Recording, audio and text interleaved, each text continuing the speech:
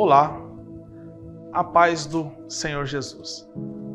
Meu nome é Pastor Tiago Domingos e, com muita alegria, eu sou um dos professores do Instituto Teológico Renascer.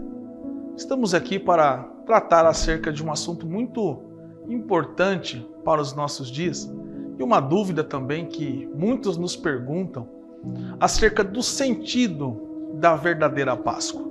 Afinal, qual é a verdadeira simbologia e importância da Páscoa para os cristãos? É a morte do Cordeiro ou é a celebração do Coelho? Meu nome é Pastor Tiago Domingos, você está no Instituto Teológico Renascer e nós vamos falar um pouco hoje sobre o sentido da verdadeira Páscoa.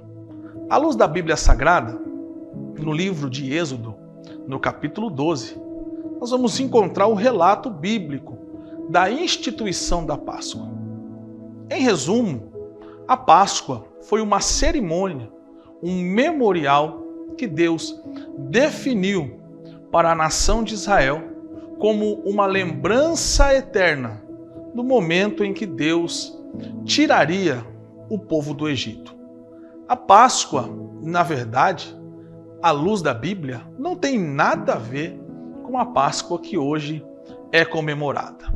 No Oriente, a Páscoa ela é comemorada em forma de memorial e celebração, semelhante à Santa Ceia. Já no Ocidente, na América, nós vemos que a Páscoa tomou um novo sentido, ganhou um novo personagem, mas que contrapõe completamente as verdades que estão contidas na Bíblia Sagrada. A Páscoa ela tem alguns elementos especiais que Deus definiu, que Deus decretou para o povo de Israel. Deus disse a Moisés que naquela noite, no dia da Páscoa, a morte passaria sobre o Egito. E a morte passaria sobre todas as casas e ceifaria os primogênitos.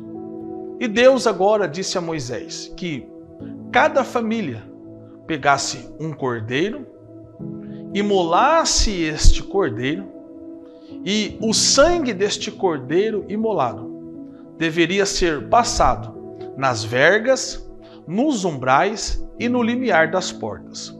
Pois quando a morte chegasse sobre aquela casa e visse o sangue nos umbrais, ela não entraria naquela casa e passaria por cima dela. Nós temos também o segundo elemento da Páscoa, que são os pães sem fermentos. Deus disse a Moisés, por 7 dias não chegarás fermento e nenhuma massa dentro da sua casa.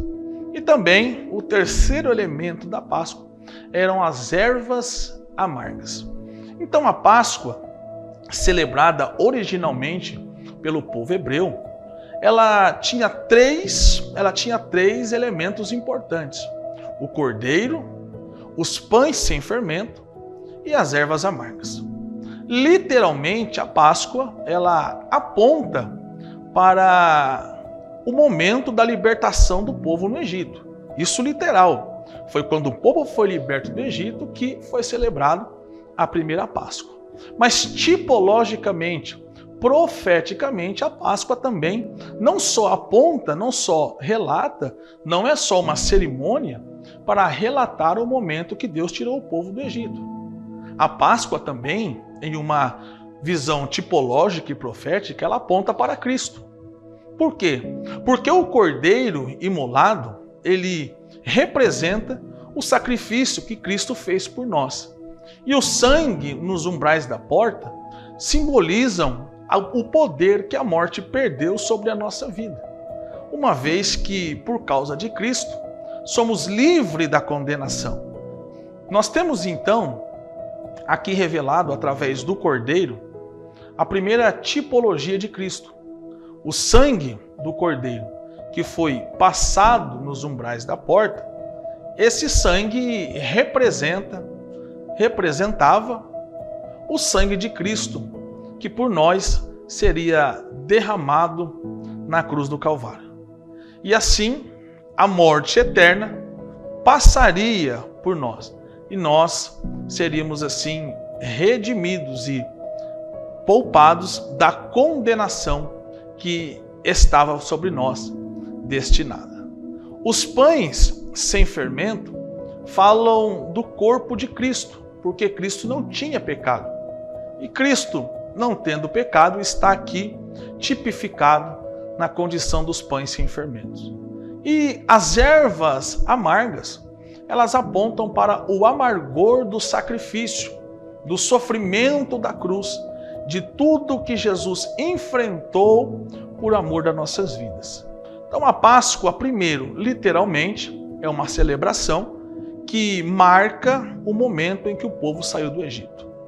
Tipologicamente, ela aponta nos seus 3 aspectos para o que Cristo faria por nós. Mas tem ainda o terceiro elemento da Páscoa, é o que Cristo fez em nós. Quando o sangue de Cristo foi derramado, ele nos livrou da condenação da morte. Aqui nós temos alegoricamente revelado sobre o sangue nos umbrais. Também nós temos os pães sem fermentos, que simbolizam algo que Cristo fez em nós. Porque Cristo ele veio para nos livrar da maldição, da condenação do pecado. E também nós temos nas ervas amargas a revelação da grandiosidade do que Cristo operou em nós. Porque Cristo nos livrou, nos libertou do amargor da escravidão do pecado. Você pode estar se perguntando, mas pastor Tiago, se a Páscoa é tudo isso, da onde surgiu esta tradição de se celebrar a Páscoa com a figura central de um coelho e com ovos de chocolate?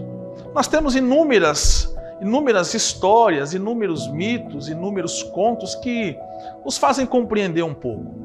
A tradição do coelho surgiu na Alemanha. Os alemães cultualmente costumavam celebrar a Páscoa e a figura central da tradição alemã era o coelho. Uma vez esta tradição chegou ao Brasil através dos alemães que vieram como um dos colonizadores da nossa nação. Mas não se resume à Alemanha, em toda a Europa essa tradição é muito difundida.